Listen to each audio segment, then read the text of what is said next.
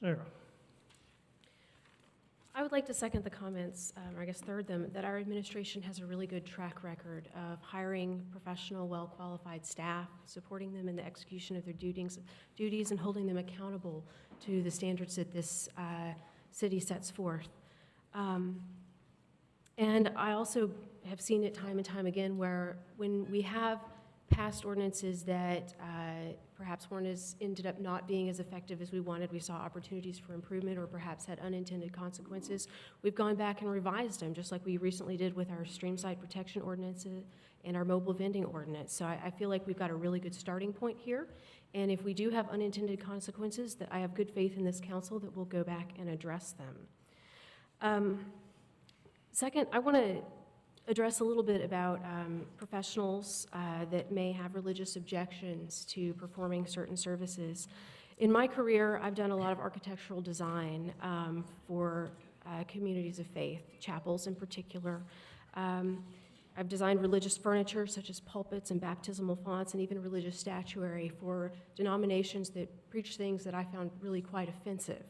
But my job was to design the sanctuary, not sanction the teachings within. And that's a professional service that I provided with integrity because that was about me providing a service, not what they were doing with it. And baking a wedding cake does not equal sanctioning a marriage.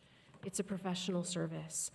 I grew up in a sundown town here in Arkansas. And I just want to give a trigger warning on race issues. I remember the first time I saw an African-American person. We went to Little Rock to be in the Sesquicentennial Parade on a float, and someone very near and dear to me that I thought a great deal of, we saw an African-American man walking in the street, and he said, "Hey, look at that guy. He fell into a mud puddle." And that was the environment that I was raised in. But it wasn't until I went to 4-H camp and had to share a room with African-American girls that I learned that they were just like me and that discrimination was wrong. And so it was being put in that position where I could relate to the humanity of a person who is different from me, that I was able to evolve and be a better person. And I remember living here during the human dignity resolution debate. I was pretty young then, just out of high school. I remember marching in support of human dignity. I remember standing and holding a sign in front of the courthouse because that felt right to me.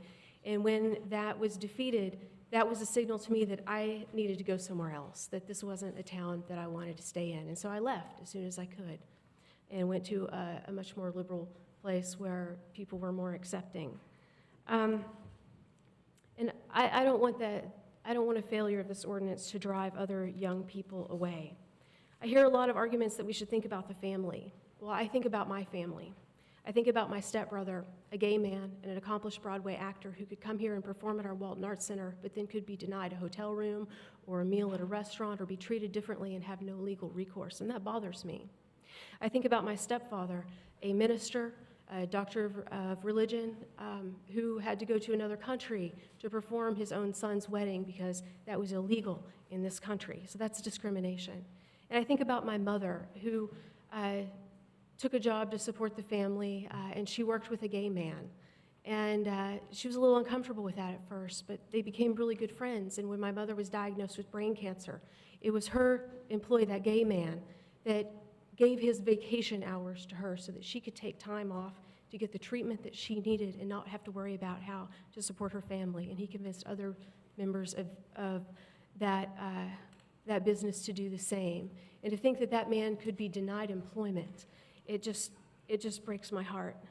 And finally, to think about the children. And if there's one message that I want to send tonight to the children of Fayetteville, it's that you are all valued. You are all equaled. And I want you all to grow up in a community where you feel safe and loved to be exactly who you are. I support this ordinance because I want to live in an inclusive community where all are valued and all have equal rights.